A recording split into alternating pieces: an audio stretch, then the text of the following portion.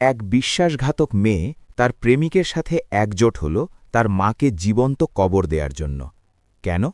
কারণ সে অবৈধভাবে তার প্রেমিকের দ্বারা গর্ভবতী হয়েছিল এবং চেয়েছিল একটি জঘন্য অপরাধ দিয়ে তার নিজের অপরাধ লুকাতে। এক অন্ধকার রাতে তাদের শয়তানি পরিকল্পনা বাস্তবায়ন করতে প্রেমিকটি চুপি চুপি বাড়িতে ঢুকল। তারা মায়ের ঘরে ঢুকল তাকে কবরে নিয়ে যাওয়ার জন্য। কিন্তু ঘরে তারা যা দেখল তা ছিল অবর্ণনীয়, এমন কিছু যা দেখে তারা বিস্ময়ে জমে গেল। তবুও তারা পিছপা হল না। পরদিন সকালে মেয়েটি গ্রামের মানুষের সামনে কাঁদতে কাঁদতে মিথ্যা দাবি করল যে তার মা পালিয়ে গেছে, যাতে সে তাদের সহানুভূতি পায় এবং তার কাজ লুকাতে পারে। সে ভেবেছিল সে বেঁচে গেছে, কিন্তু সে জানত না যে তার প্রেমিকের হাতেই তার জন্য অপেক্ষা করছে কঠিনতম শাস্তি। কিভাবে সেই প্রেমিক তার থেকে সবকিছু কেড়ে নিয়ে তাকে তাড়িয়ে দিল? মায়ের ঘরে তারা কি দেখেছিল যা তাদের আতঙ্কিত করেছিল? আর সেই মেয়ের শেষ পরিণতি কি হল, যে এক মুহূর্তের সুখের জন্য নিজের মাকে বিক্রি করে দিয়েছিল? এটি একটি অদ্ভুত এবং বেদনাদায়ক গল্প, যা প্রমাণ করে যে যে তার মায়ের সাথে বিশ্বাসঘাতকতা করে, সব কিছু তার সাথে বিশ্বাসঘাতকতা করবে এবং পৃথিবী ঘুরে তাকে সেই একই পেয়ালা থেকে পান করাবে যা সে তার আপনজনকে পান করাতে চেয়েছিল। শুরু করার আগে আমাদের প্রিয় নবী মুহাম্মদ সাল্লাল্লাহু আলাইহি ওয়াসাল্লামের উপর দরুদ পাঠ করতে ভুলবেন না। সবুজ মাঠ আর ভেজা মাটির গন্ধে ভরা এক শান্ত গ্রামে বাস করত সাফিয়া এবং তার একমাত্র মেয়ে আমাল। তাদের ঘরটি রাজপ্রাসাদ ছিল না, বরং একটি পুরনো বাড়ি ছিল যা সাফিয়া তার স্বামীর কাছ থেকে উত্তরাধিকার সূত্রে পেয়েছিল। তার স্বামী অনেক আগেই মারা গিয়েছিল, রেখে গিয়েছিল এক ধৈর্যশীল স্ত্রী, এক এতিম বাচ্চা এবং এক টুকরো ছোট জমি, যা ছিল তাদের পুরো পৃথিবী। সাফিয়ার বয়স ছিল ৫০-এর কোঠায়। সময় তার মুখে ক্লান্তির ছাপ ফেলেছিল, যা তার কষ্ট ও ধৈর্যের গল্প বলে। প্রতি ভোরে সে তার অভ্যস্ত হাতে জমিতে কাজ করতে যেত, বীজ বুনত আর ফসল কাটত। এসব কিছুই শুধু এই নিশ্চিত করার জন্য যে আমাল যেন কোনোদিন ক্ষুধার্ত পেটে না ঘুমায়। অন্যদিকে আমাল ২০ বছর বয়সী এক সুন্দরী মেয়ে, তার কাজ ছিল সহজ। মা যা সব সবজি ফলাত সে তা নিয়ে গ্রামের বাজারে বিক্রি করতে যেত। সেদিন সে তার ঝুড়ির পেছনে বসে তার নরম গলায় ক্রেতাদের ডাকছিল। তার থেকে কয়েক কদম দূরে বসেছিলেন বৃদ্ধ শেখ সালেম, ডাল বিক্রেতা, যিনি জ্ঞানীর শান্ত চোখে বাজার দেখছিলেন। আমাল যখন একঘেয়েমিতে ভুগছিল, তখন একজোড়া চোখ তাকে দূর থেকে দেখছিল। সে ছিল মারওয়ান, গ্রামের এক যুবক, যাকে সবাই তার মিষ্টি কথা আর অলসতার জন্য চিনত। সে বাজারে উদ্দেশ্যহীনভাবে ঘুরছিল। হঠাৎ আমালকে দেখে সে থামল এবং তার ঠোঁটে এক ধূর্ত হাসি ফুটে উঠল। সে একটি সহজ শিকার দেখতে পেল, একটি সুন্দরী, সহজ সরল এবং সম্ভবত একা মেয়ে। সে মুহূর্তের মধ্যে সিদ্ধান্ত নিল এবং আত্মবিশ্বাসী পায়ে তার দিকে এগিয়ে গেল। সে আমালের সামনে দাঁড়াল, সবজির দিকে না তাকিয়ে সরাসরি তার চোখের দিকে তাকাল এবং উষ্ণ ও সাহসী কণ্ঠে বলল, আমি আমার জীবনে তোমার বিক্রি করা এই ফসলের চেয়ে সুন্দর কোনো মুখ দেখিনি। কথাটা ছিল সরাসরি এবং চমকে দেয়ার মতো। আমাল এমন স্পষ্ট প্রশংসায় অভ্যস্ত ছিল না। সে ভীষণ লজ্জা পেল, তার গাল লাল হয়ে গেল এবং সে মুখ ফিরিয়ে নিল। মারওয়ান প্রথম কথাতেই তার প্রতিরক্ষার দেয়াল ভাঙতে সফল হল। সে একটু ঝুঁকে ঝুড়ির সবজি সাজানোর ভান করে ফিসফিস করে বলল, যেন এটা তাদের গোপন কথা, লজ্জা পেও না, সৌন্দর্যের প্রশংসা করতেই হয়। তারপর যাওয়ার আগে সে জোরে বলল, কাল আমি আসব তোমার সব কিছু কিনে নিতে। মারওয়ান চলে গেল, আর আমালকে রেখে গেল এক মিশ্র অনুভূতির ঝড়ে, লজ্জা, বিভ্রান্তি এবং এক বিপজ্জনক ভালো লাগা। তার জীবনে এক সুদর্শন যুবক মিষ্টি কথা নিয়ে হাজির হয়েছে, কিন্তু সে জানত না যে সে যা দেখেছে তা কোনো পুরুষ নয়, বরং মানুষের রূপে এক বিষধর সাপ, যে তার গলায় প্যাঁচাতে শুরু করেছে এবং তার নিষ্পাপ আত্মায় প্রথম ফোঁটা বিষ ঢালতে প্রস্তুত হচ্ছে। সেদিন আমাল যখন বাড়ি ফিরল, সে আর সেই আগের আমাল ছিল না। মারওয়ানের কথাগুলো তার কানে বাজছিল এবং তার হাসি তার কল্পনায় ভাসছিল। সে তার মায়ের কাছ থেকে তার বিভ্রান্তি লুকানোর চেষ্টা করল, কিন্তু মা সাফিয়া তার সহজাত বুদ্ধিতে বুঝতে পারলেন যে মেয়ের উদাস দৃষ্টিতে কিছু একটা পরিবর্তন হয়েছে। পরদিন আমাল বাজারে গেল। তার বুক অস্বাভাবিকভাবে ধরতর করছিল। তার চোখ ভিড়ের মধ্যে তাকে খুঁজছিল। তার মনের এক অংশ তাকে দেখার আশা করছিল, আর অন্য অংশ ভয় পাচ্ছিল। প্রতিশ্রুতিমতো মারোয়াল আবার তার আত্মবিশ্বাসী হাসি আর সাহসী দৃষ্টি নিয়ে হাজির হল। এবার সে শুধু কথাই বলল না, সত্যিই তার ঝুড়ির বাকি সব সবজি কিনে নিল এবং বেশি টাকা দিল। বাকি টাকা ফেরত নিতে অস্বীকার করল। তারপর সে আমালকে তার জিনিসপত্র গোছাতে সাহায্য করতে লাগল এবং তার জীবন আর স্বপ্ন নিয়ে কথা বলতে শুরু করল। মারোয়ান প্রলোভন দেখানোর খেলায় ওস্তাদ ছিল। সে তাড়াহুড়ো করত না, বরং ধৈর্যশীল শিকারীর মতো ছিল।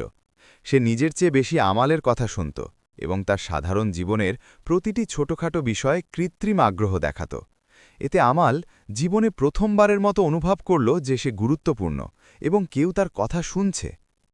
এই দৃশ্য দিনের পর দিন চলতে থাকল। মারোয়ানের উপস্থিতি আমালের জন্য বাজারের রুটিনের অংশ হয়ে গেল।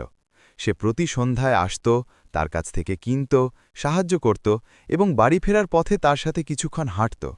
সে আমালের মাথায় মিষ্টি কথা আর উজ্জ্বল ভবিষ্যতের মিথ্যা স্বপ্ন ঢুকিয়ে দিত। আমাল, যে জীবনে বাজারের পথচারী পুরুষ ছাড়া আর কাউকে চিনত না, সে মারোয়ানের কথাগুলো সেভাবে শুষে নিত যেভাবে তৃষ্ণার্ত মাটি বৃষ্টির প্রথম ফোঁটা শুষে নেয়। শেখ সালেম এই ঘটনাগুলো ক্রমবর্ধমান উদ্বেগের সাথে দেখছিলেন। তিনি দেখছিলেন কিভাবে আমালের দৃষ্টি লজ্জা থেকে অপেক্ষায় এবং তারপর আসক্তিতে পরিবর্তিত হচ্ছে। তিনি মারোয়ানের চোখে বিজয়ীর দৃষ্টি দেখছিলেন, যে তার শিকারকে পুরোপুরি কবজা করে ফেলেছে। তিনি একবার আমালকে সাবধান করার চেষ্টা করেছিলেন, মা, যা চকচক করে তাই সোনা নয়। কিন্তু প্রেমের শুরুতে ডুবে থাকা আমাল তার সাবধানবাণী বুঝল না। সে ভাবল উনি একজন বৃদ্ধ মানুষ, যিনি ভালোবাসার কিছুই বোঝেন না। মারোয়ান মিথ্যা বিশ্বাসের এক দেয়াল তৈরি করতে সফল হয়েছিল এবং আমালকে মানসিকভাবে অন্য সবার থেকে আলাদা করে ফেলেছিল, যারা তাকে সতর্ক করতে পারত। আমাল তার মধ্যে সেই রাজপুত্রকে দেখছিল, যে তাকে দারিদ্র্য আর একঘেয়েমি জীবন থেকে স্বপ্নের দুনিয়ায় নিয়ে যাবে। সে জানত না যে এই তথাকথিত রাজপুত্র তার জন্য কোনো আকাশকুসুম প্রাসাদ বানাচ্ছে না, বরং তার জন্য মিথ্যার কবর খুঁড়ছে। তার সাথে ফেলা প্রতিটি পা তাকে সুখের কাছে নয়, বরং ধ্বংসের কিনারে নিয়ে যাচ্ছিল। কয়েক সপ্তাহ পেরিয়ে গেল। বাজারের সেই ক্ষণিকের দেখা এখন এক অসুস্থ আসক্তিতে পরিণত হল। আমাল মারোয়ানকে দেখা ছাড়া তার দিন কল্পনাও করতে পারত না।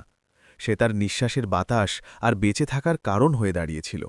মারওয়ান যখন নিশ্চিত হল যে সে আমালের হৃদয় ও মনের ওপর পূর্ণ নিয়ন্ত্রণ পেয়েছে, তখন সে সিদ্ধান্ত নিল যে চূড়ান্ত আঘাত হানার সময় হয়েছে। একদিন তাকে সাহায্য করার পর মারওয়ান গম্ভীর ও ভিন্ন স্বরে বলল, আমাল, আর কতদিন আমরা এভাবে অপরিচিতের মতো বাজারে দেখা করব? আমি আমার পরিবারের সাথে তোমার ব্যাপারে কথা বলেছি এবং আমার মা তোমাকে দেখতে চান। আমাদের রক্ত যেন জমে গেল। এই কথাটিই শোনার স্বপ্ন সে দেখছিল। সে কাঁপা গলায় বলল, আমাকে দেখবেন কিভাবে? সে ধূর্ততার সাথে উত্তর দিল, আমি তাকে বাজারে আসতে বলেছিলাম, কিন্তু তিনি বয়স্ক মানুষ, হাঁটতে পারেন না। তিনি বলেছেন তোমাকে আমাদের বাড়িতে নিয়ে যেতে, যাতে তিনি দেখতে পারেন কে তার ছেলের মন চুরি করেছে। আগামীকাল আমার সাথে চলো, মাত্র কয়েক মিনিটের জন্য, শুধু তার সাথে দেখা করে চলে আসবে। আমাল ইতস্তত করল। একা তার বাড়িতে যাওয়ার চিন্তাদি ভীতিকর এবং তার শিক্ষার বিরোধী ছিল, কিন্তু মারওয়ান তার দ্বিধা আগেই আন্দাজ করেছিল। সে আলতো করে তার হাত ধরল এবং তার চোখের দিকে তাকিয়ে কৃত্রিম ভালোবাসার সাথে বলল, তুমি কি আমাকে ভয় পাচ্ছ? তুমি কি ভাবছ আমি তোমার ক্ষতি করব? আমি শুধু চাই তোমাকে আল্লাহ ও মানুষের সামনে আমার স্ত্রী হিসাবে পেতে, আর এটাই প্রথম ধাপ। আমাকে বিশ্বাস করো। আমাকে বিশ্বাস করো, এই কথাটিই ছিল চাবিকাঠি যা তার শেষ প্রতিরোধ ভেঙে দিল। সুন্দর মিথ্যায় বিশ্বাস করার ইচ্ছা তাকে হারিয়ে দিল। পরদিন বাজার শেষ হওয়ার পর আমাল কাঁপতে থাকা পায়ে আর ধরফর করা বুকে মারওয়ানের পিছু পিছু গেল। তার বাড়ি খুব বেশি দূরে ছিল না, কিন্তু পথটি অনন্তকালের মতো মনে হল।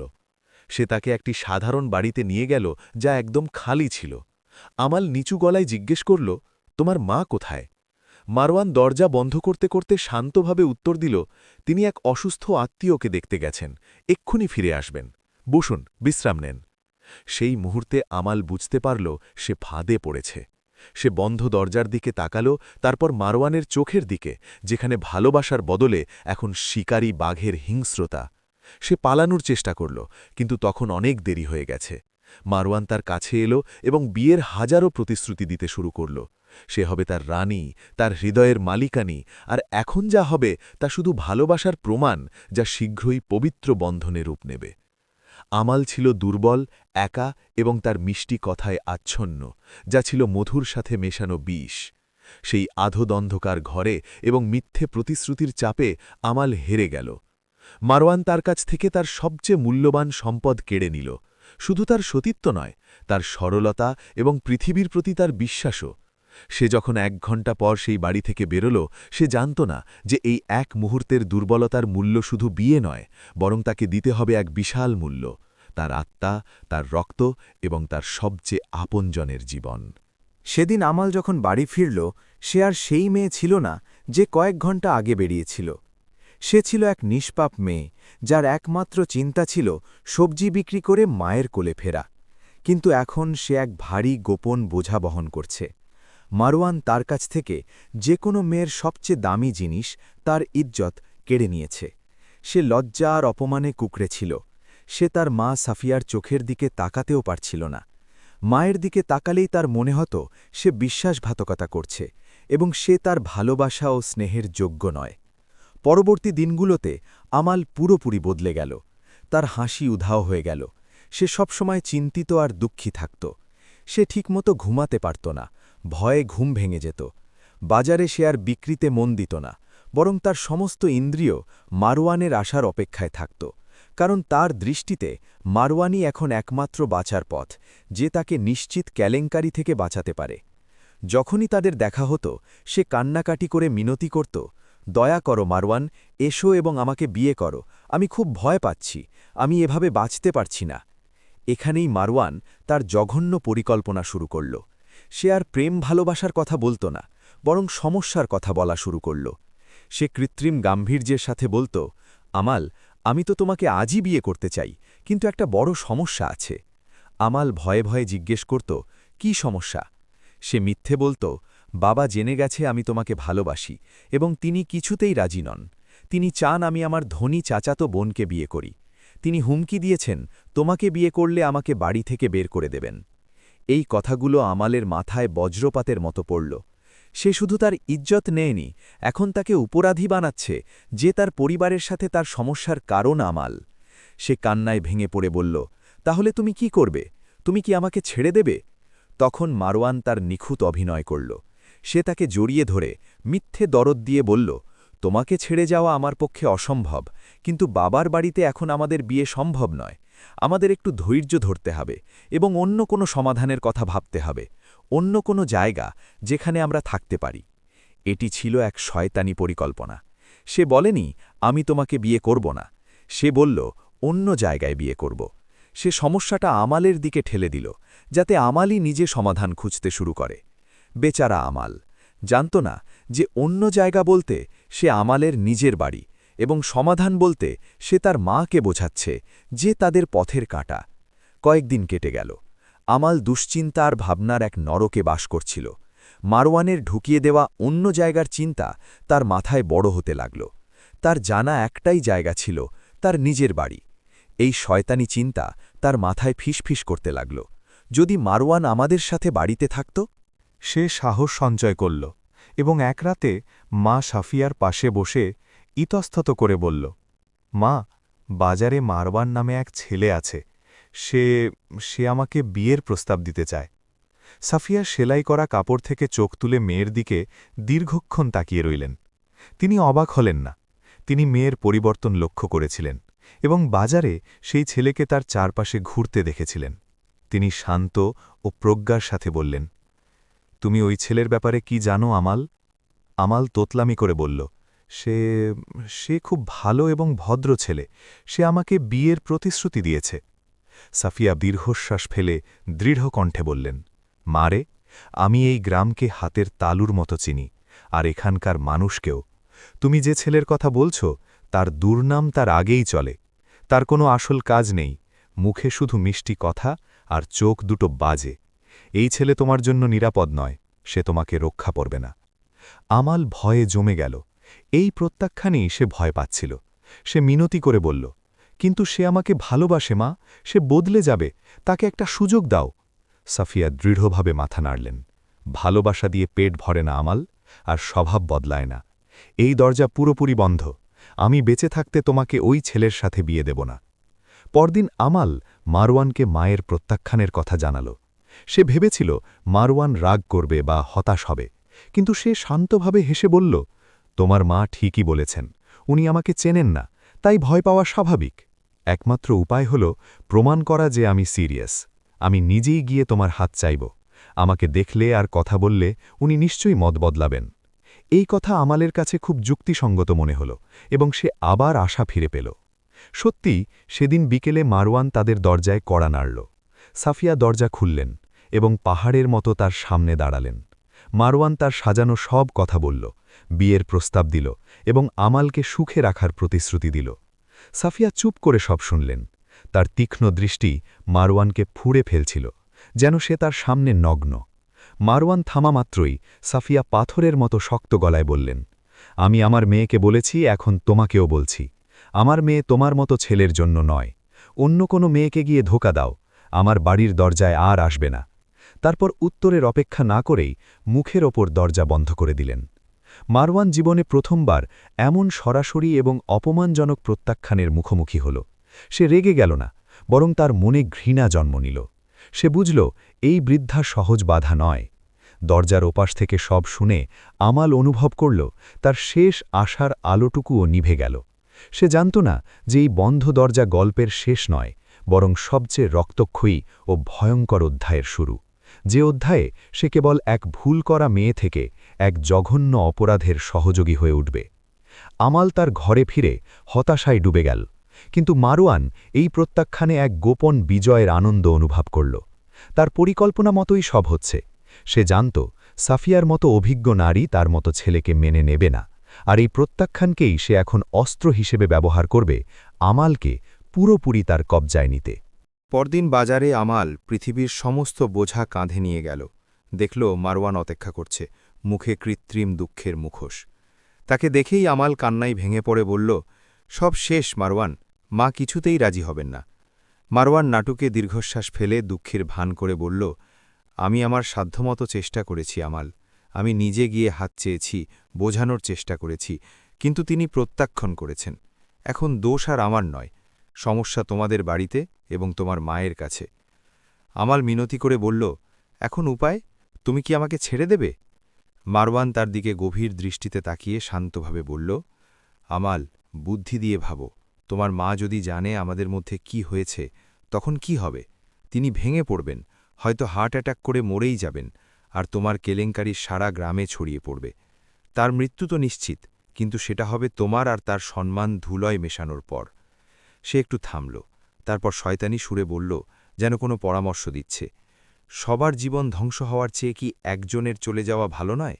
সমস্যাটা গোড়া থেকে উপড়ে ফেলা কি ভালো নয়, সেই কেলেঙ্কারির অপেক্ষা করার চেয়ে যা আসবেই? সে সরাসরি বলল না তোমার মাকে খুন করো, বরং এমনভাবে বোঝালো যেন পরিস্থিতি সামাল দেওয়ার এটাই একমাত্র যৌক্তিক উপায়। তারপর তার কাঁধে হাত রেখে বলল, আমার কথা ভালো করে ভাবো আমাল, আমাদের ভবিষ্যতের কথা ভাবো, তোমার সম্মানের কথা ভাবো। তারপর তাকে একা রেখে চলে গেল, যাতে বিষাক্ত চিন্তাগুলো তার মাথায় কাজ করতে পারে। আমাল সেখানে দাঁড়িয়ে রইল, স্তব্ধ। মারওয়ানের কথাগুলো মৌমাছির গুঞ্জনের মতো তার মাথায় ঘুরছিল। সমস্যা উপড়ে ফেলা, সে কি মায়ের কথা বলছে? সে দিন রাত এক অদ্ভুত দ্বন্দ্বে কাটাল। একদিকে তার স্নেহময়ী মা, যে তার জন্য খাবার বানায়, অন্যদিকে সারা গ্রামে তার অপমানের ছবি। মারওয়ান বিষয়টাকে এত সহজ করে দেখিয়েছিল যেন এটা মান-সম্মান বাঁচানোর জন্য এক প্রয়োজনীয় ত্যাগ। মা তো অপমানে মরেই যাবেন, তাহলে এখন শান্তিতে চলে গেলে ক্ষতি কি? পরদিন তাদের আবার দেখা হল। আমাল হতাশার কাছে পুরোপুরি আত্মসমর্পণ করেছিল। সে আর কোনো পথ দেখতে পাচ্ছিল না। মারওয়ান তার চোখে সেই পরাজয় দেখতে পেল যার জন্য সে অপেক্ষা করছিল। সে শান্তভাবে জিজ্ঞেস করল, ভেবেছ? আমাল নিঃশব্দে মাথা নাড়ল, তারপর ফিসফিস করে বলল, কিভাবে? এই একটি শব্দ তাকে ভুক্তভোগীর দুনিয়া থেকে অপরাধীর দুনিয়ায় নিয়ে গেল। মারওয়ান শিকারীর মতো হাসল। সে সাবধানে চারপাশ দেখে আমালের হাত ধরে বলল, এখানে নয়, আমার সাথে এসো। সে তাকে এক পুরনো গুদামের পেছনে নির্জন জায়গায় নিয়ে গেল। সেখানে সে গম্ভীরভাবে বলল, আমি বলার আগে তোমাকে নিশ্চিত হতে হবে এই পথ থেকে ফেরার কোনো উপায় নেই আমাল। আমাল কেঁপে কেঁপে বলল, আমার আর কোনো উপায় নেই। মারওয়ান তার দ্বিধার শেষ সুতোটুকু ছিঁড়ে ফেলার জন্য বলল, উপায় আছে। প্রথম উপায় হল আমরা এখানেই সব শেষ করে দিই। ভুলে যাও আমি তোমাকে চিনতাম। আমি আমার পথে যাই, তুমি তোমার পথে যাও, তোমার ভাগ্যকে একা মোকাবিলা করতে। আর দ্বিতীয় উপায় হল আমাদের পথের একমাত্র বাধা সরিয়ে আমরা একসাথে শেষ পর্যন্ত যাই, প্রত্যেকে নিজের পথে যাই। এই কথাটি ছিল আমালের জন্য মৃত্যুবান। সে চিৎকার করে ওঠার মতো করে বলল, তুমি পাগল? আমি কোথায় যাব? আমি কি করব? কেলেঙ্কারি আমাকে শেষ করে দেবে। দয়া করে আমাকে ছেড়ে যেও না। মারওয়ান সফল হল। সে আমালকে দিয়েই অপরাধের জন্য মিনতি করাল। সে শয়তানি শান্ত গলায় বলল, আমি তোমাকে ছাড়তে চাই না, কিন্তু তোমাকে বেছে নিতে হবে, হয় আমি না হয় সে। আমরা তিনজন এক দুনিয়ায় থাকতে পারব না। আমাল কিছুক্ষণ চুপ করে রইল, গাল বেয়ে জল পড়ছিল। তারপর পরাজিত গলায় বলল, আমি তোমাকেই বেছে নিলাম। মারওয়ান মাথা নেড়ে তার পূর্ণ নিয়ন্ত্রণের আনন্দ অনুভব করল। সে বলল, তাহলে মন দিয়ে শোনো, ব্যাপারটা একদম স্বাভাবিক মনে হতে হবে। আল্লাহর ডাকে মৃত্যু, কেউ সন্দেহ করবে না। সে পকেট থেকে আঙুলের সমান ছোট একটি শিশি বের করল। তাতে স্বচ্ছ তরল ছিল। সে আমালের হাতে সেটি দিয়ে ফিসফিস করে বলল, এটাই সমাধান। খাবারে বা পানীয়র সাথে কয়েক ফোঁটা। 1 ঘণ্টার মধ্যে তার হৃৎস্পন্দন হঠাৎ থেমে যাবে। Heart attack. কেউ কিছু বুঝবে না। কোনো ডাক্তার বিষের কোনো চিহ্ন পাবে না। এটি একটি শান্ত ও নিখুঁত মৃত্যু। আমাল কাঁপতে থাকা হাতে ছোট শিশিটির দিকে তাকাল।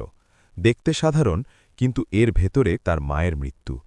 মারওয়ান পরিকল্পনা বলে চলল, আগামী শুক্রবার রাতে যখন তুমি তাকে রাতের খাবার দেবে, কয়েক ফোঁটা মিশিয়ে দিও। খাবার পর তার একটু মাথা ঘুরবে, সে ঘুমাতে যাবে এবং আর কোনো দিন জাগবে না। সকালে তুমি চিৎকার করবে, কাঁদবে। প্রতিবেশীরা এসে দেখবে তোমার মা স্বাভাবিকভাবে মারা গেছে। আমরা সবার সাথে কাঁদব। কয়েকদিন পর সব শেষ হয়ে যাবে। তারপর আমরা স্বাধীন। বাড়ি আর জমি হবে আমাদের। আমরা বিয়ে করব এবং সুখে থাকব। সে জঘন্য অপরাধটিকে দয়ার কাজ হিসেবে চিত্রিত করল। সে আমালের মুঠো বন্ধ করে দিয়ে বলল, তোমার হাতে 2 দিন সময় আছে। মনে রেখো আমাল, এই শিশি আমাদের সুখের চাবিকাঠি, অথবা তোমার একার ধ্বংস। সিদ্ধান্ত তোমার। আমাল মৃত্যুভরা শিশিটি জামায় লুকিয়ে বাড়ি ফিরল। সে শরীরে এর শীতল স্পর্শ অনুভব করছিল। সেই রাতে তার এক মুহূর্তের জন্যও ঘুম হল না। সে কল্পনা করছিল মাকে খাবার দিচ্ছে, তার হাত কাঁপছে, মা শেষ লোকমাটি খাচ্ছে। তার ভেতরে এক প্রবল যুদ্ধ চলছিল, তার অবশিষ্ট মানবিকতা এবং সেই ভয়ানক শয়তানের মধ্যে, যে তাকে বুঝিয়েছিল মাকে খুন করাই নিজেকে বাঁচানোর একমাত্র পথ। যখন আমাল আর মারওয়ান পুরনো গুদামের পেছনে তাদের শয়তানি পরিকল্পনার শেষ ধাপ ঠিক করছিল, তারা জানত না যে একজোড়া চোখ দূর থেকে তাদের দেখছিল। শেখ সালেম বাজার ছেড়ে যাননি। তিনি ধীরে ধীরে তার জিনিসপত্র গোছাচ্ছিলেন এবং তার মনে এক অজানা উদ্বেগ কাজ করছিল।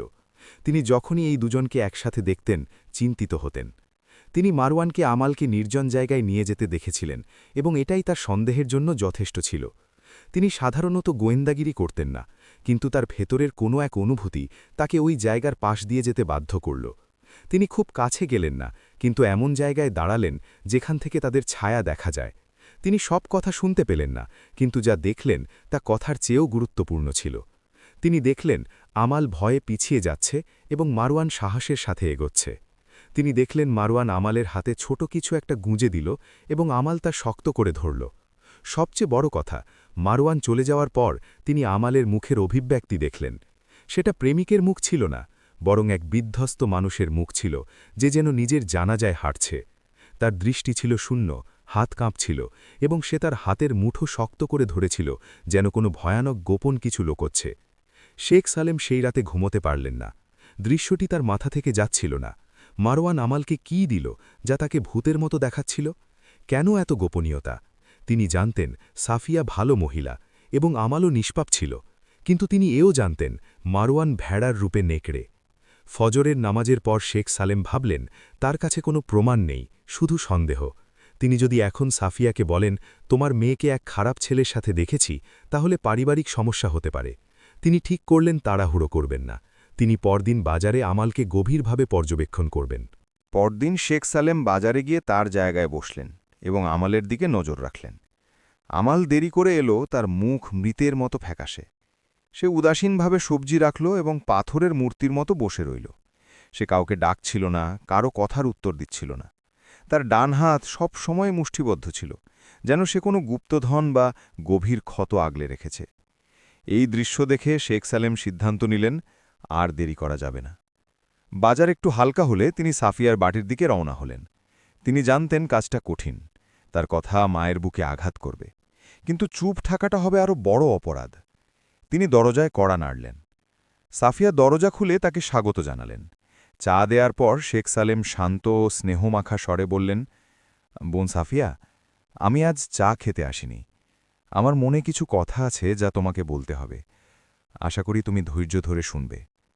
সাফিয়া চিন্তিত হয়ে বললেন, সব ঠিক আছে তো শেখ সালেম, বলুন।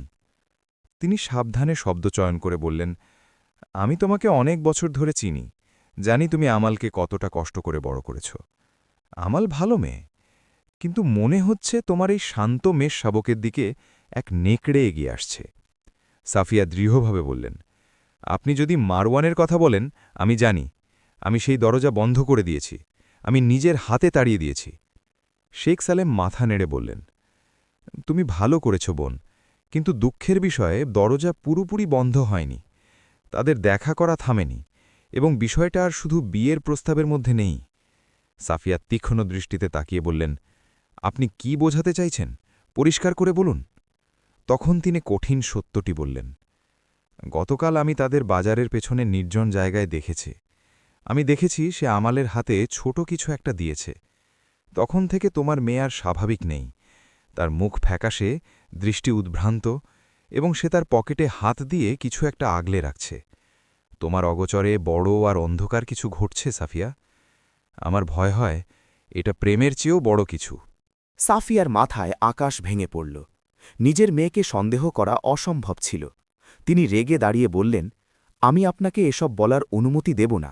আমার আমাল এমন নয়। আপনি কল্পনা করছেন। শেখ সালেম রাগ করলেন না। তিনি আরও শান্তভাবে বললেন, আমি তাকে দোষ দিচ্ছি না, তোমাকে সতর্ক করছি। আমি বুড়ো মানুষ। আমি তার চোখে আজ যে ভয় দেখেছি তা কোনো অপরাধীর চোখেও দেখিনি। দেরি হওয়ার আগেই কিছু করো। তার চোখের সত্যতা দেখে সাফিয়ার মনে সন্দেহ জাগল। তিনি বসে পড়লেন এবং পরাজিত গলায় বললেন, আমি কি করব? আমি কিভাবে নিশ্চিত হব? তাকে জিজ্ঞেস করলে সে অস্বীকার করবে। শেখ সালেম বললেন, তাকে জিজ্ঞেস করো না, তাকে নজরে রাখো। আজ সে ফিরলে কিছু বলো না। সে ঘুমালে তার ঘরে ঢুকে নিজে খুঁজো। সেই ছোট জিনিসটা খুঁজো যা সে তাকে দিয়েছে। মায়ের মনি প্রমাণ।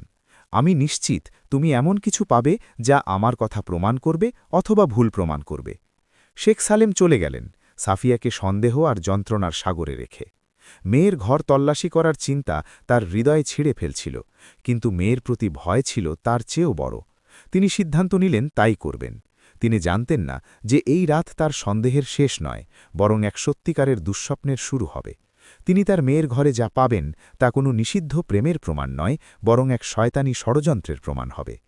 আমাল সেদিন বাজার থেকে ফিরল আগের চেয়েও খারাপ অবস্থায়। সে ঘুমের মধ্যে হাঁটার মতো চলছিল। বাড়ি ঢুকে নিচু স্বরে সালাম দিয়ে সোজা নিজের ঘরে গিয়ে দরজা বন্ধ করে দিল। সাফিয়া তাকে দেখছিলেন এবং তার বুক ব্যথায় দুমড়ে যাচ্ছিল। মেয়ের প্রতিটি আচরণ শেখ সালেমের সন্দেহকেই নিশ্চিত করছিল। সাফিয়া স্বাভাবিক আচরণ করলেন, রাতের খাবার বানালেন এবং আমালকে ডাকলেন। আমাল খুব সামান্য খেল এবং ক্লান্তির কথা বলে ঘরে চলে গেল। ঘণ্টাগুলো পাহাড়ের মতো ভারী হয়ে কাটল। সাফিয়া জায়নামাজে বসে নামাজ ও কোরআন পড়ার ভান করছিলেন, কিন্তু তার মন ছিল মেয়ের ঘরে। তিনি মেয়ের প্রতিটি শব্দ শুনছিলেন, তার অস্থির পদচারণা, দীর্ঘশ্বাস, বিছানায় এপাশোপাশ করার শব্দ। তিনি বুঝলেন মেয়ে ঘুমাচ্ছে না, বরং তাঁরই মতো যন্ত্রণায় ছটফট করছে। সাফিয়া অপেক্ষা করলেন যতক্ষণ না রাত গভীর হয় এবং গ্রাম নিস্তব্ধ হয়ে যায়।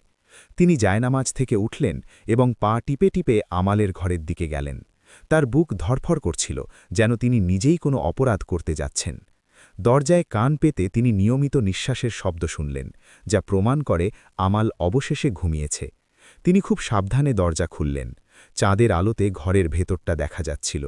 তিনি মেয়ের ফ্যাকাশে ও যন্ত্রণাকাতর মুখের দিকে তাকালেন। বুকে এক তীব্র ব্যথা অনুভব করলেন। কিভাবে এই মাসুম চেহারা এত বড় গোপন কিছু লুকাতে পারে? তিনি চোখ সরিয়ে তল্লাশি শুরু করলেন। চোখের জল আর কাপা হাতে বিছানার নিচে কাপড়ের বাক্সে খুঁজলেন। কিছু পেলেন না। মনে একটু আশা জাগল, হয়তো শেখ সালেম ভুল ছিলেন। তিনি ঘর থেকে বের হতে যাচ্ছিলেন, কিন্তু হঠাৎ থামলেন। কোনায় রাখা ছোট চেয়ারের ওপর আমালের বোরকাটা অবহেলায় পড়েছিল। এটি পরেই সে বাজারে যায়। তিনি এগিয়ে গিয়ে বোরকাটা ধরলেন। পকেটে কিছু পেলেন না, কিন্তু নিচের দিকে সেলাইয়ে হাত দিতেই বুঝলেন সেখানে অদক্ষ হাতে সেলাই করা হয়েছে। কেউ যেন তাড়াহুড়ো করে সেলাই করেছে। কাপা আঙুলে সাফিয়া সেই সেলাই খুললেন। সেখান থেকে ছোট শক্ত একটি জিনিস মেঝেতে পড়ল। তিনি হাঁটু গেড়ে বসে অন্ধকারে হাতড়ে সেই ঠান্ডা কাঁচের শিশিটি পেলেন। জানালার কাছে চাঁদের আলোয় সেটা তুলে ধরলেন। সময় যেন থমকে গেল। তার হাতে আঙুলের সমান ছোট একটি শিশি, ভেতরে স্বচ্ছ তরল। তিনি জানতেন না এটা কি, কিন্তু মায়ের মন তাকে সব বলে দিল। এটা ওষুধ নয়, আতর নয়, এটা মৃত্যুর সরঞ্জাম। সাফিয়ার মনে হল পায়ের নিচ থেকে মাটি সরে যাচ্ছে। তিনি দেয়ালে ভর দিলেন। তিনি কাঁদলেন না, চিৎকার করলেন না। তিনি এখন সব বুঝতে পারলেন। তার মেয়ে শুধু প্রেমে পড়েনি, সে তাকে খুন করার ষড়যন্ত্রে লিপ্ত। যে মেষ শাবককে তিনি নেকড়ের হাত থেকে বাঁচাতে চেয়েছিলেন, সে নিজেই নেকড়ে হয়ে গেছে এবং নিজের মাকে খেতে প্রস্তুত। সাফিয়া বিষের শিশিটি নিয়ে মেয়ের ঘর থেকে বের হয়ে নিজের জায়গায় ফিরলেন। তিনি এখন এক বিধ্বস্ত নারী, যার হাতে তার সবচেয়ে আপনজনের বিশ্বাসঘাতকতার প্রমাণ। তিনি মেঝেতে বসে পড়লেন। তার কোনো অনুভূতি ছিল না, না দুঃখ, না রাগ, শুধু এক বিশাল শূন্যতা। তিনি শিশিটির দিকে তাকিয়ে কল্পনা করলেন মেয়ে তাকে বিষ মেশানো খাবার দিচ্ছে এবং তিনি তার নিজের সন্তানের হাতে মারা যাচ্ছেন।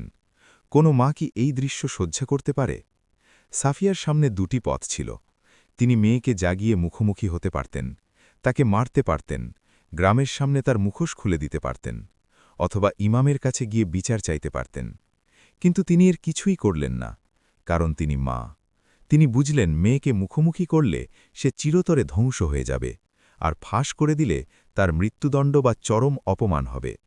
তিনি এও বুঝলেন এই বাড়িতে থাকা তার জীবনের জন্য ঝুঁকিপূর্ণ। মেয়ে একবার না পারলে শয়তান মারওয়ানের চাপে আবার চেষ্টা করতে পারে। সাফিয়া সবচেয়ে কঠিন সিদ্ধান্ত নিলেন। তিনি হারিয়ে যাবেন। তিনি নিজের জীবন বাঁচাতে পালাবেন এবং একই সাথে মেয়েকে শেষ শিক্ষা দেবেন, এমন শিক্ষা যা সে কঠিনভাবে ছাড়া শিখবে না। তিনি উঠলেন, সামান্য কিছু কাপড় একটা পোটলায় বাঁধলেন এবং একটি চিঠি লিখতে বসলেন। এটি রাগ বা অভিযোগের চিঠি ছিল না, এটি ছিল একজন মায়ের চিঠি, যাতে ছিল অভিজ্ঞতার নির্যাস, বিশ্বাসঘাতকতার যন্ত্রণা এবং তবুও বেঁচে থাকা ভালোবাসা। তিনি লিখলেন, তারপর ভাবলেন চিঠিটি কোথায় রাখবেন। বিছানায় বা টেবিলে রাখলে আমাল পড়ার বা বোঝার অবস্থায় থাকবে না। তিনি জানতেন তার মেয়ের অনেক বড় ধাক্কা খাওয়ার প্রয়োজন। তিনি মেয়ের সেই বোরকাটি নিলেন এবং আবার সেই গোপন জায়গায় চিঠিটি ঢুকিয়ে যত্ন করে সেলাই করে দিলেন, যেখানে বিষের শিশিটি ছিল। তিনি চাইলেন এই চিঠিটি যেন তার মেয়ে তখনই পায় যখন সে সব কিছু হারাবে, যখন তার কাছে এই বোরকা ছাড়া আর কিছুই অবশিষ্ট থাকবে না। সাফিয়া তার জমানো কিছু টাকা এবং পোটলাটি নিলেন। ঘরের দিকে শেষবার তাকালেন। মেয়ের বন্ধ দরজার দিকে তাকিয়ে ফিসফিস করে বললেন, আল্লাহ তোমাকে মাফ করুন এবং হেদায়েত দিন মা। তারপর তিনি ভোরের অন্ধকারে বাড়ি থেকে বের হয়ে গ্রামের অলিগলিতে হারিয়ে গেলেন। তিনি মেয়ের কাছ থেকে পালাচ্ছিলেন না, বরং মেয়ের ভালোর জন্যেই পালাচ্ছিলেন। তিনি তাকে তার পাপের সাগরে ডুবতে এবং নিজের ভুল বুঝতে একা ছেড়ে গেলেন। তিনি জানতেন এটাই একমাত্র পথ যা হয়তো তার মেয়ের ভেতরের মরে যাওয়া আত্মাকে বাঁচাতে পারে। সূর্য ওঠার সাথে সাথে আমাল ঘুম থেকে উঠল। তার বুক ধড়ফড় করছিল। সে সোজা মাকে মারতে চায়নি। তার পরিকল্পনা ছিল মা ঘুমাচ্ছে কিনা নিশ্চিত হয়ে শেষ বিষাক্ত নাস্তাটি তৈরি করা। সে বরফের মতো ঠান্ডা হাতে মায়ের ঘরের দিকে গেল। একটু ফাঁক করে দেখল বিছানা খালি। সে ভাবল মা হয়তো নামাজের জন্য তাড়াতাড়ি উঠেছেন। সে রান্নাঘর ও নামাজের জায়গায় খুঁজল, কিন্তু কোথাও কেউ নেই। বাড়িটি ভয়ানকভাবে নিস্তব্ধ। হঠাৎ তার মনে কুচিন্তা এলো, মা কি কিছু জেনে গেছেন? সে দৌড়ে নিজের ঘরে গিয়ে বোরকার সেই গোপন জায়গাটি পরীক্ষা করল। সেলাই খোলা এবং শিশি নেই। সত্যটি তাকে বজ্রপাতের মতো আঘাত করল। মা সব জেনে গেছেন, প্রমাণ নিয়ে পালিয়ে গেছেন। মা এখন শুধু পলাতক নন, তিনি তার অপরাধের সাক্ষী। আমালের মনে হল মাটি ধসে পড়ছে। সে এক মুহূর্তে সব হারাল, তার পরিকল্পনা, তার ইজ্জত এবং এখন তার মা। ঠিক সেই সময় দরজায় টোকা পড়ল। মারওয়ান এসেছে। আমাল আতঙ্কিত অবস্থায় দরজা খুলল এবং কাঁপতে কাঁপতে বলল, উনি জেনে গেছেন, উনি সব জেনে পালিয়ে গেছেন। মারওয়ান দ্রুত ঘরে ঢুকে দরজা বন্ধ করল। সে ধমক দিয়ে বলল, কি বলছো? আমাল কাঁদতে কাঁদতে বলল, শিশি নেই, মাও নেই, তিনি সব ধরে ফেলেছেন। মারওয়ান বুঝল তার পরিকল্পনা ভেস্তে গেছে। বুড়ি তার ধারণার চেয়েও চালাক ছিল। সে রাগ দমানোর চেষ্টা করল, কারণ আমালকে এখন ভেঙে পড়তে দেয়া যাবে না। সে শান্ত ও ধূর্ত গলায় বলল, শান্ত হও আমাল, এতে তো ভালোই হলো। তিনি পালিয়ে গেছেন, আমাদের কাজ সহজ করে দিয়েছেন। এখন আমাদের পথ পরিষ্কার। আমাল তার দিকে হতাশ চোখে তাকাল। মারওয়ান তাকে শান্ত করতে সফল হল এবং তার নতুন পরিকল্পনার কথা বলল, পরিস্থিতি নিয়ন্ত্রণে আনা এবং মায়ের পালানোর গুজব ছড়ানো। সে পরিচালকের মতো নির্দেশ দিল, শোনো আমাল, এখন সবচেয়ে জরুরি হল পরিস্থিতি সামাল দেয়া। একটু পরে যখন মানুষ জাগবে, তুমি চিৎকার করে কাঁদতে কাঁদতে বেরিয়ে হবে, বলবে তুমি ঘুম থেকে উঠে মাকে পাচ্ছ না। গতকাল সামান্য ঝগড়ার কারণে হয়তো তিনি রাগ করে চলে গেছেন। তোমার অভিনয় যেন বিশ্বাসযোগ্য হয়। আমাল পুতুলের মতো মাথা নাড়ল। সে এখন মারওয়ানের হাতের পুতুল। সত্যি, সূর্য ওঠার পর আমাল খালি পায়ে উশৃঙ্খল চুলে বাড়ি থেকে বেরিয়ে এলো এবং আতঙ্কিত স্বরে চিৎকার করতে লাগল, মা, ও মা, মা বাড়িতে নেই। প্রতিবেশীরা ছুটে এলো। সে মারওয়ানের শেখানো গল্প বলল এবং আরও বিশ্বাসযোগ্য করতে কিছু মিথ্যা যোগ করল। সবাই তাকে বিশ্বাস করল এবং সহানুভূতি দেখাল। গ্রামের মানুষ সান্ত্বনা দিতে আসতে লাগল। প্রত্যেকটি সান্ত্বনা তার বুকে তীরের মতো বিঁধছিল। এক বৃদ্ধা যখন বলল, কেঁদো না মা, মায়ের মন কখনো কঠোর হয় না, তিনি ফিরে আসবেন, তখন আমাল চিৎকার করে বলতে চাইছিল, তিনি ফিরবেন না, আমিই তাকে মারতে চেয়েছিলাম। শেখ সালেম যখন তাকে দেখতে এলেন এবং গভীর দৃষ্টিতে তাকিয়ে বললেন, ধৈর্য ধরো মা, আল্লাহ ধৈর্যশীলদের সাথে আছেন, তখন সে লজ্জায় মাথা তুলতে পারছিল না। তার মনে হচ্ছিল এই লোকটি তার কান্নার আড়ালে কালো সত্যিটি দেখতে পাচ্ছেন। আমাল সবার সামনে ভুক্তভোগী সাজল, কিন্তু ভেতরে ভেতরে অপরাধ বোধে পুড়ছিল। মারওয়ান ভালো মানুষের অভিনয় চালিয়ে গেল। দিনে খোঁজার ভান করত আর রাতে আমালকে সাহস দিত। কয়েকদিন পর গ্রাম শান্ত হল এবং মানুষ মেনে নিল যে সাফিয়া আর ফিরবে না। আমাল ভাবল ঝড় কেটে গেছে, এখন মারওয়ান তার কথা রাখবে। সে জানত না আসল ঝড় এখনও শুরুই হয়নি। কয়েক সপ্তাহ পেরিয়ে গেল। প্রতিবেশীদের আশা বন্ধ হল। আমাল নতুন উদ্বেগে ভুগতে শুরু করল। বাড়ির নিস্তব্ধতা তাকে গ্রাস করছিল। সবচেয়ে বড় কথা, মারওয়ানের বিয়ের প্রতিশ্রুতি এখনও পূরণ হয়নি। বাজারে সে মারওয়ানকে দেখত, কিন্তু মারওয়ান অপরিচিতের মতো চলে যেত। সে আর রাতে আসত না। আমালের উদ্বেগ ভয়ে এবং ভয় আতঙ্কে রূপ নিল। একদিন সে বাজারে গিয়ে মারওয়ানের সামনে দাঁড়াল এবং কাঁপতে কাঁপতে বলল, মারওয়ান, কয়েক সপ্তাহ হয়ে গেল, তুমি কখন কথা রাখবে?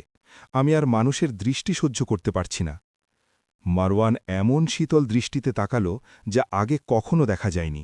সে বলল, আমিও এই অবস্থা সহ্য করতে পারছি না, কিন্তু তুমি কি চাও আমি তোমার মায়ের এই বাড়িতে গিয়ে উঠি আর মানুষ বলুক আমি বাড়ি আর জমির লোভে তোমাকে বিয়ে করেছি? তুমি কি চাও আমি অপবাদ নিয়ে জীবন শুরু করি? আমাল বলল, তাহলে উপায়? মারওয়ান দৃঢ়ভাবে বলল, উপায় হল আমাকে নিজেকে গড়তে হবে, কাজ করে টাকা জমিয়ে নিজের বাড়ি বানাবো, তারপর তোমাকে সেখানে রানীর মতো নিয়ে যাব, পরগাছার মতো স্ত্রীর বাড়িতে থাকব না। এতে সময় লাগবে, কিন্তু এটাই একমাত্র সম্মানজনক পথ। আমালের মাথায় আকাশ ভেঙে পড়ল। সময়? কত সময়? মাস? বছর? তার কাছে সময় ছিল না। সে হতাশ হয়ে বাড়ি ফিরল। এরপর তার শরীরে অদ্ভুত পরিবর্তন দেখা দিল। বমি ভাব, ক্লান্তি। সে নিজেকে বোঝানোর চেষ্টা করল এটা মানসিক চাপ, কিন্তু সত্য ছিল আরও ভয়ানক। সে পাশের গ্রামের এক ধাত্রীর কাছে গেল। ধাত্রী পরীক্ষা করে সেই কথাটিই বলল যা সে মৃত্যুর চেয়েও বেশি ভয় পাচ্ছিল। তুমি গর্ভবতী। আমাল চোখে অন্ধকার দেখল। গর্ভবতী? এটি আর লুকানোর মতো পাপ নয়, এটি একটি জীবন্ত প্রমাণ যা তার পেটে বড় হচ্ছে এবং তাকে সবার সামনে উলঙ্গ করে দেবে। তার হাতে আর সময় নেই। পরদিন সে পাগলের মতো মারওয়ানের কাছে ছুটল। মারওয়ান কিছু লোকের সাথে কথা বলছিল। আমাল তোয়াক্কা না করে তার হাত ধরে পাশে টেনে নিয়ে গেল এবং কাঁদতে কাঁদতে বলল, মারওয়ান, সব শেষ, আমি গর্ভবতী। মারওয়ান মুহূর্তের জন্য জমে গেল। তারপর ধমক দিয়ে বলল, আস্তে কথা বলো, তুমি কি আমাদের এখানে বেইজ্জত করতে চাও? আমাল বলল, আমার আর কিছুর পরোয়া নেই, তোমাকে এক্ষুনি বিয়ে করতে হবে, আজই। মারওয়ান দেখল তার অপেক্ষার মুহূর্ত এসে গেছে। শিকার এখন পুরোপুরি ফাঁদে। সে ঠান্ডা মাথায় বলল, আমার তো বাড়ি নেই, তোমাকে কোথায় রাখব? বাবার বাড়িতে এক ঘরে রাখবে? তুমি কি এটাই চাও?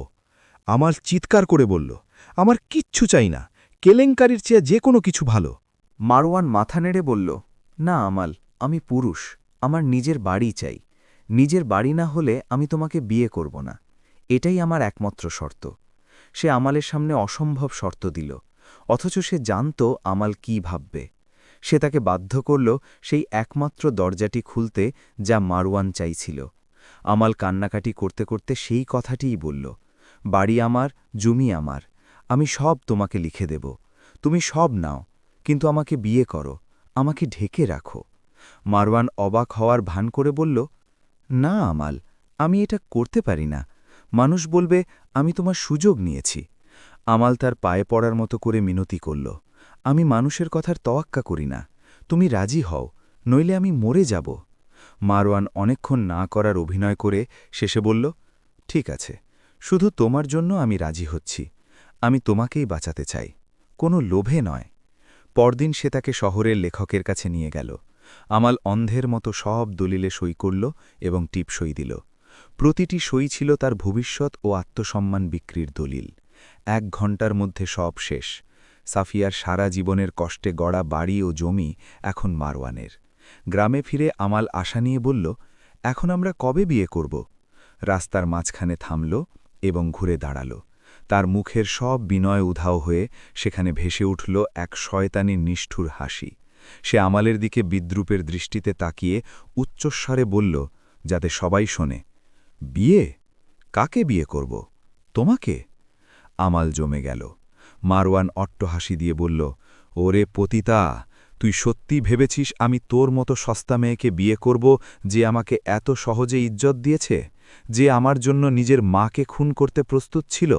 তুই কারো স্ত্রী হওয়ার যোগ্য নস, তুই শুধুই এক কলঙ্ক। সে তার কানের কাছে মুখ নিয়ে সাপের মতো ফিসফিস করে বলল, আমি যা চেয়েছিলাম পেয়েছি, বাড়ি আর জমি এখন আমার, আর তোর জায়গা রাস্তায়।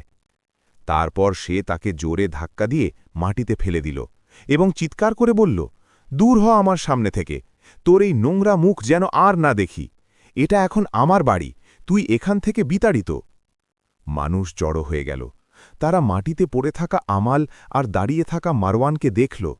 তারা পুরোটা বুঝল না, কিন্তু মারওয়ানের কথা তাদের মনে আমালের প্রতি ঘৃণা তৈরি করল। সে তাকে তার নিজের বাড়ি থেকে বের করে দিল, সবার সামনে অপমান করল এবং তাকে একা, গর্ভবতী ও নিঃস্ব অবস্থায় রাস্তায় ছুঁড়ে ফেলল। আমাল কিছুক্ষণ মাটিতে পড়ে রইল। মানুষের ফিসফিসানি আর দৃষ্টি তাকে বিঁধছিল। সে টলতে টলতে উঠল এবং উদ্দেশ্যহীনভাবে হাঁটতে লাগল। যে গ্রাম ছিল তার পৃথিবী, আজ তা তার কাছে নরক। প্রতিটি বন্ধ দরজা তাকে মনে করিয়ে দিচ্ছিল তার হারানো বাড়ির কথা। সে শিশুদের হাসি শুনে নিজের পেটের বাচ্চার কথা ভাবছিল, যে জন্মাবে পরিচয়হীন ও সম্মানহীন হয়ে। সে মা, ইজ্জত, বাড়ি, জমি সব হারিয়েছে। তার আছে শুধু পরনের বোরকা আর এক বুক লজ্জা। রাতে সে এক অন্ধকার গলিতে আশ্রয় নিল। খিদে আর ক্লান্তিতে সে ঘুমিয়ে পড়ল, কিন্তু ঘুমেও শান্তি ছিল না। সে দুঃস্বপ্ন দেখল, সে আর মারওয়ান মিলে তার মাকে জীবন্ত কবর দিচ্ছে, আর মা মাটির নিচ থেকে তার দিকে তাকিয়ে আছে। সে চিৎকার করে জেগে উঠল, সারা শরীর ঘামে ভেজা। অনুশোচনায় সে কান্নায় ভেঙে পড়ল। সে মায়ের কাছে মনে মনে ক্ষমা চাইল। কান্না মুছতে গিয়ে তার হাতে বোরকার নিচের সেলাইয়ে শক্ত কিছু একটা লাগল। সে চমকে উঠল, এটা সেই একই জায়গা যেখানে সে বিষ রেখেছিল। সে কাঁপতে কাঁপতে সেলাই খুলল এবং একটি ভাঁজ করা চামড়ার টুকরো পেল। চাঁদের আলোয় সে দেখল তাতে মায়ের হাতের লেখা, মা আমাল, যদি তুই এই লেখা পড়ছিস, তার মানে আমার সব ভয় সত্যি হয়েছে। সেই নেকড়ে তার আসল রূপ দেখিয়েছে এবং তুই এখন একা। দুঃখ করিস না মা, আমি তোর উপর রাগ করিনি। আমি তোর পরিকল্পনা জেনেছিলাম, বিষ দেখেছিলাম, কিন্তু আমার মনে তোর জন্য শুধু দয়াই ছিল, কারণ আমি দেখছিলাম তুই নিজের পায়ে ফাঁদে পা দিচ্ছিস। আমি মৃত্যুর ভয় পালাইনি, বরং এই ভয় পালিয়েছি যে তুই মাকে খুন করার পাপ সারা জীবন বহন করবি।